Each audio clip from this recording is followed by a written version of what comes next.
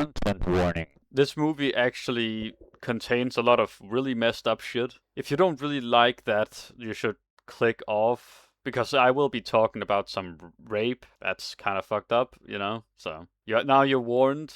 Please click off if you don't wanna hear about that. And spoiler alert. And click off if you really don't like nudity. 1, 2, 3. Perfect Blue is a movie that portrays evil in a very realistic way. Almost everyone has a reason to turn out the way they do. But there is oftentimes a very messed up byproduct of people's choices in this movie. It has a very existential tone that wouldn't have been achieved if it wasn't for the presentation. The editing telling a lot of the story makes it able to take its time. It feels almost tame for a horror movie in the beginning, but as it goes on, the pressure just creeps up without you noticing. I will say though, that is just an opinion of mine. A lot of people find it very disturbing, haunting even.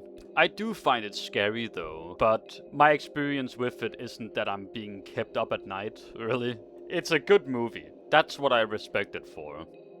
They cut away from the live performance as a way of establishing early on that she never lives in the present.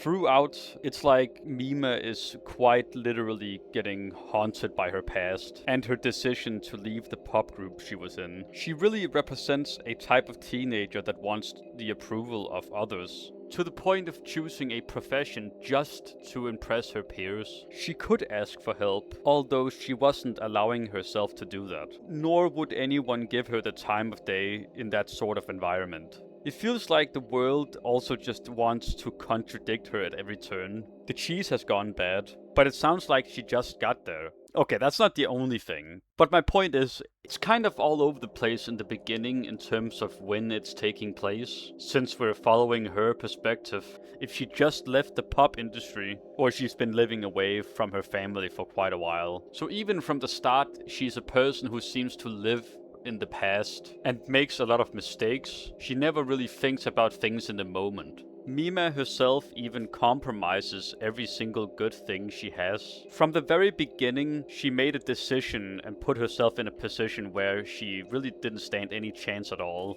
There was really no way for her to navigate a world as ruthless as the movie industry. And the way she contextualizes her stalker as being the same thing as the past makes it feel like she's a character that is very much living with her own problems. She could kind of be anyone that is watching the movie, right? Most people her age wouldn't really handle a situation like that any better. Being away from friends and family without any life experience. The people in the movie industry has this interchangeability to them. The talent agent is a prime example of how this self-serving industry is allowed to flourish. When Mima is in the rape scene, he only takes notice of what's really going on the moment Rumi breaks out in tears. It shows that while he is not absolutely heartless, someone doesn't have to be for their inactivity to be immoral. He diluted himself into thinking nothing is wrong, despite what he saw with his own eyes. Therefore, he becomes a part of the environment, the people that are standing around when that scene is going on. It's a really good way of showing what kind of person he is, without wasting a single moment longer on it. The manager, Rumi, is then the flip side of that coin. She diluted herself into thinking she's Mima from the past, a version of her that has retained her innocence. Rumi is effectively a split personality. She's the example of a person that couldn't cope, therefore her mind ended up completely fractured. Her subconscious schemes coming more and more to the surface until she is completely gone. She was also a former idol, so it is also about her wanting to capture her own youth again. Both of these characters are examples of the movie industry stripping back everything about people to their biggest insecurities. That isn't to say that everyone is complicated. The photographer, the stalker, as well as the writer and director, they are the example of the evil forces that are allowed to exist. They're all the active forces of evil that brings Rumi and Mima to their breaking point. With Mima's suffering at the very front for everyone everyone to see. Almost as if it's what they are celebrating in the end. That she has finally been psychologically broken down completely. Furthermore, the whole image of a very upstanding and beautiful lady, seemingly perfect, is also just another byproduct of all of the messed up stuff that has happened to them. It is what it looks like when all of that trauma has piled up. There's no other way to go other than suppressing it completely, or just living with it. So the image of a perfect actress is a total fabrication. One that is also a sort of self-fulfilling prophecy. Mima essentially achieved what she wanted, but at what cost? She lost everything that made her, you know, the person she was. Which is a pretty clever message to have in this movie.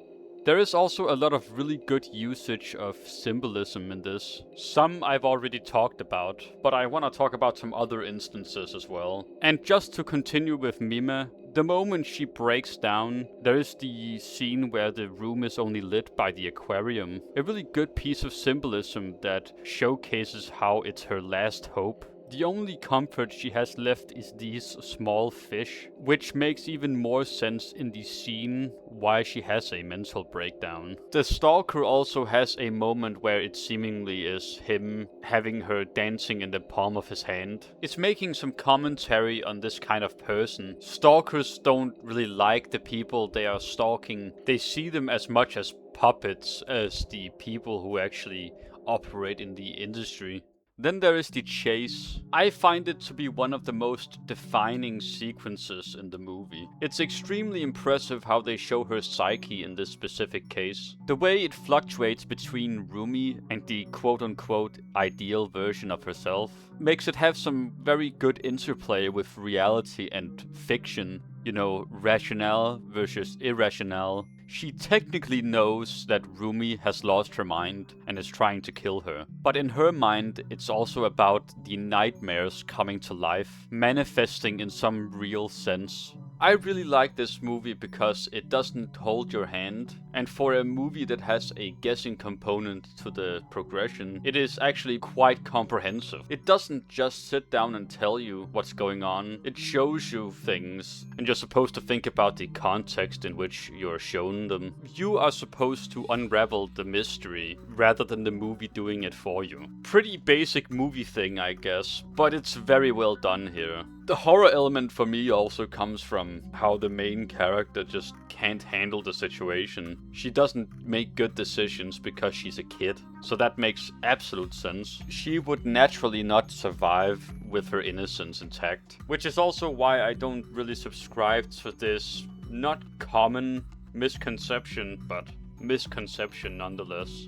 Nor do I think it even makes any sense to think that. You've been shown throughout the movie that this idea about an ideal actress, an ideal pop star, is not really true. It doesn't really exist. In fact, if you achieve that kind of success, you probably have to sacrifice something far greater. She also internalized herself as being the one who killed the photographer.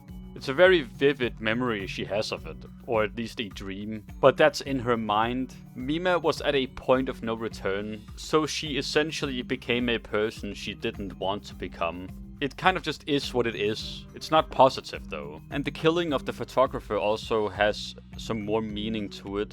It changes between Rumi and Mima in terms of who actually kills him. It sort of is a continuation in playing along with the whole idea that she is vulnerable. She's the wrong person at the wrong place at the wrong time.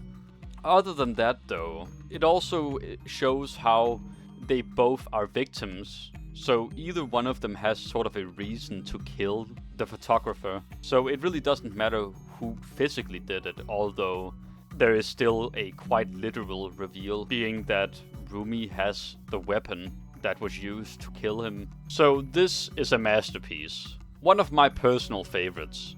Really creative editing that meant something. It's dark, it's brutal, it's horrific. 10 out of 10.